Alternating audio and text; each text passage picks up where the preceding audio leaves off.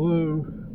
I would like to talk about a movie that I saw yesterday and something that I observed in this movie that I think is worth noting.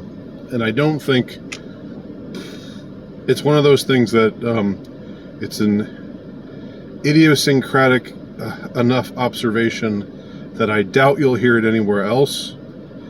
But it's something that really struck me hard when I was watching this movie. The movie is called Memory, and it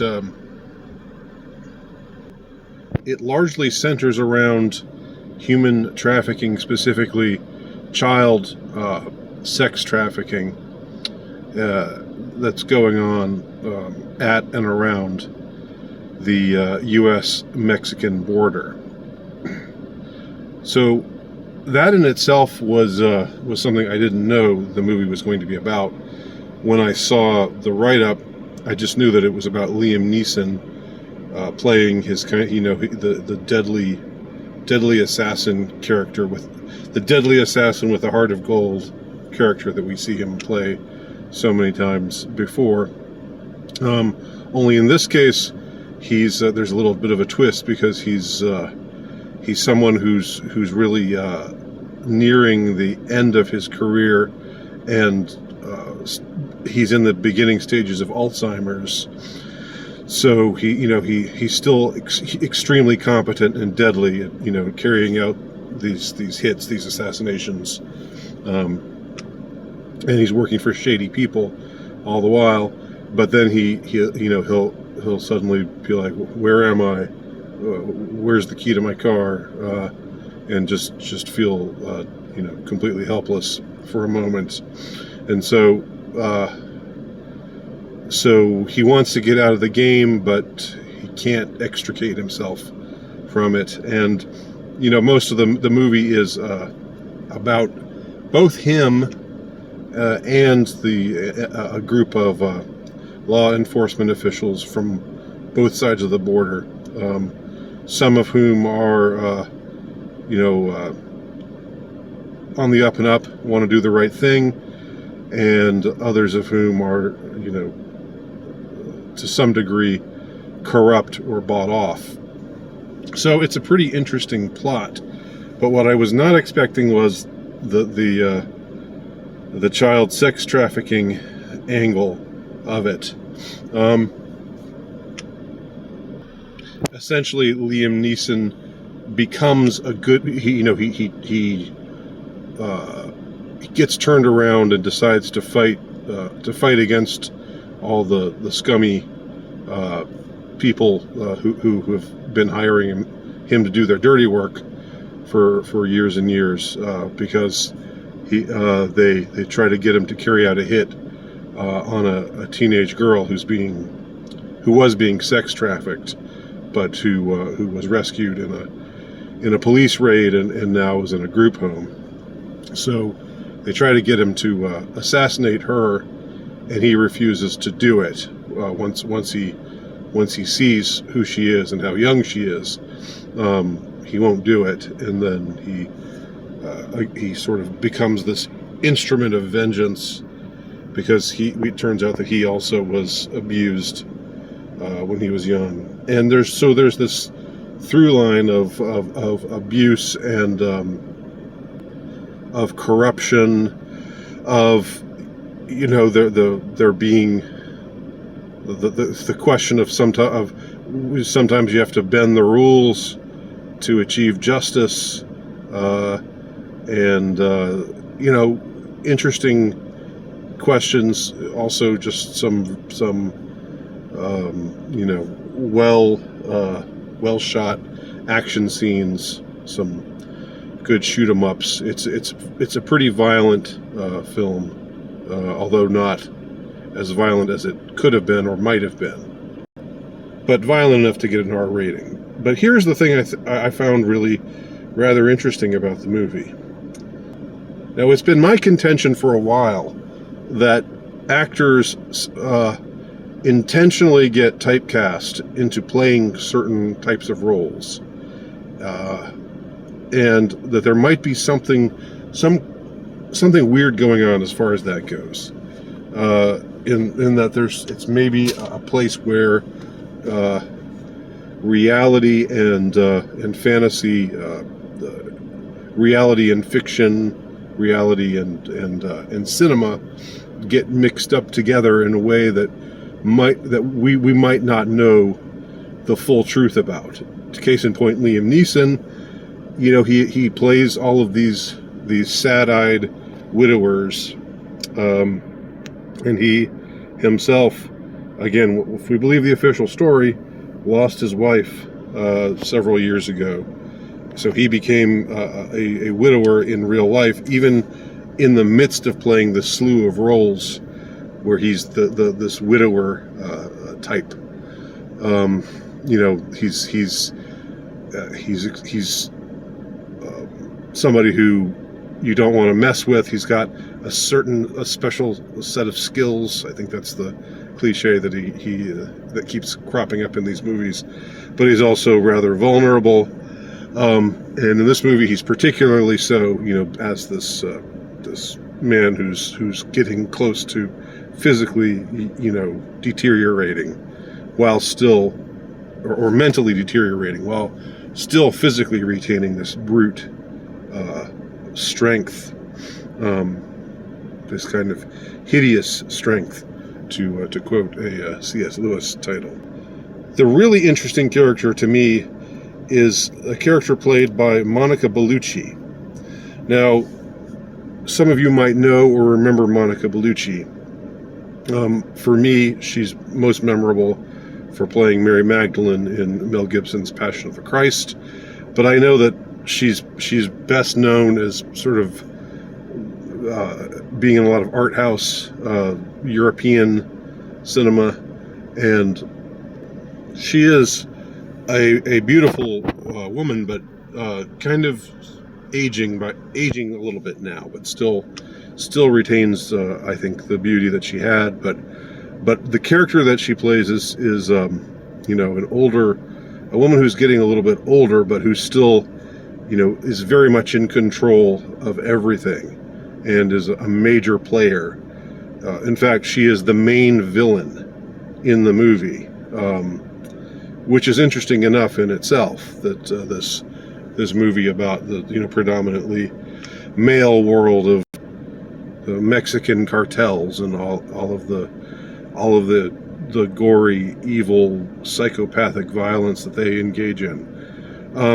She plays a businesswoman, like a business mogul, a real estate mogul, who is seemingly legit and extremely wealthy and powerful, and who has everybody at her beck and call, including a bunch of men. She dominates them, and she's kind of like this dark mother figure to a lot of them, and she blackmails them because she's taken part in the child sex trafficking, and she knows that a lot of these men are blackmailable because they have abused these children that she has taken part in selling as human chattel. Anyway, to get back to what I was talking about before, it's my contention that you sometimes see actors in movies, in Hollywood movies, in the entertainment industry. You sometimes see them being brought in to just embody a certain type of persona, and yes, some of it's just typecasting, but I think this goes beyond, what I'm talking about goes beyond just typecasting. It goes beyond just, there he is playing the same kind of character he always plays, kind of thing. It's more like they are shaped or molded into these kinds of people. And sometimes you see them actually channeling real people. I remember the remake of Manchurian Candidate with Denzel Washington, which I think I have reviewed on this channel. And Meryl Streep in that movie, who plays the Manchurian candidate's controlling mom. This the role that was played by Angela Lansbury in the original Manchurian Candidate, and she plays this woman exactly like Hillary Clinton. It's basically, she basically plays Hillary Clinton, and I know that this is kind of this seems strange, and this is a an evil bitch of a woman, but Meryl Streep, even though I'm sure she was a Hillary Clinton supporter, she plays that honestly as Hillary Clinton. Again, go and watch the remake of The Manchurian Candidate. Again, I've reviewed it. Oops, sorry about that. I reviewed it some time back. I don't know if I talk much about her, but that's one example of this interesting trend. All right, let me just hold the camera like this. So, in this particular movie, Memory, Monica Bellucci, this beautiful brunette, ethnic Italian lady, I am almost positive, has intentionally taken on the aura and the mannerisms and the stylings of Marina Abramovich. I know that's a crazy thing to hear, a crazy thing for me to say. But if you watch the movie, or maybe there's just scenes from the movie that are available online. Just see if you can see what I mean. And the fact that she plays this woman who is incredibly powerful, who's involved in child sex trafficking and all kinds of terrible things, but who also has this, legitimacy, at least in the eyes of the world. She has police escorts protecting her from the vengeful Liam Neeson, and she plays into she plays into the vulnerability role to a degree, but deep down she's just plain evil. It's interesting to see feminine evil just encapsulated in such a manner in a movie, and to have have this lady, this beautiful, if aging lady, be the bad guy, by far the most ruthless and deadly. The female of the species is more deadly than the male, as the song goes, and we see that here in this film. And she's someone who's receiving treatment. It's never quite clear what it is, but she's got this doctor who comes to her and who injects her with things, and we're given to understand that maybe one of those things is blood, is young blood, adrenochrome. Adrenochrome is never mentioned, but she's being, in order to maintain her youth, she's imbibing all of these drugs that would be illegal, but for someone like her, someone at her echelon of power, she can get whatever she wants, whenever she wants it.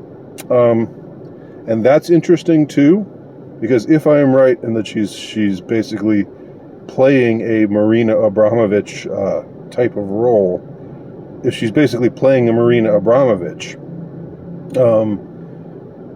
somebody who's in her 70s but looks like she's in her 40s, it's really very very eerie and off-putting. Some people age really well, Don't get me wrong, and I'm one of them. But no, I'm just kidding. I mean, some people age better than others, but then some people just seem to be frozen at a certain age, and there's something really.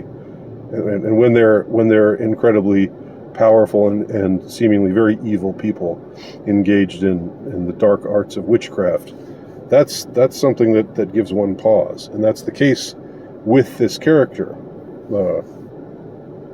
played by Monica Bellucci. So, if I am right, then we see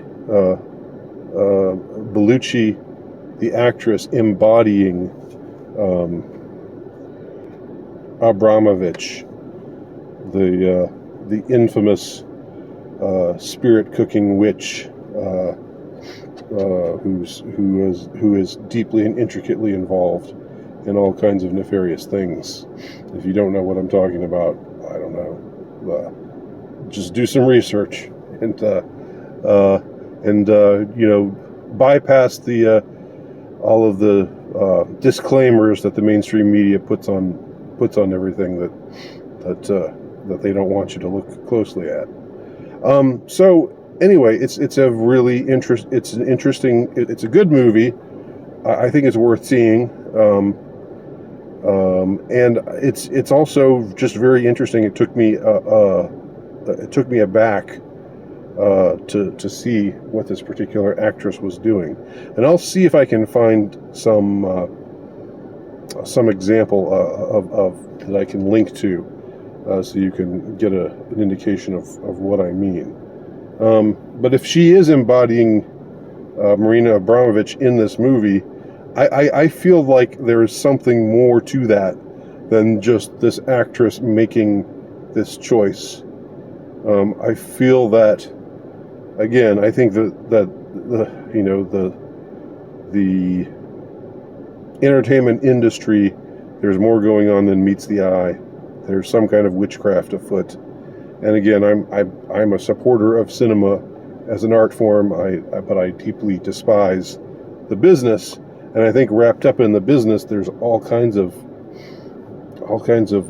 dark and very nefarious and evil stuff.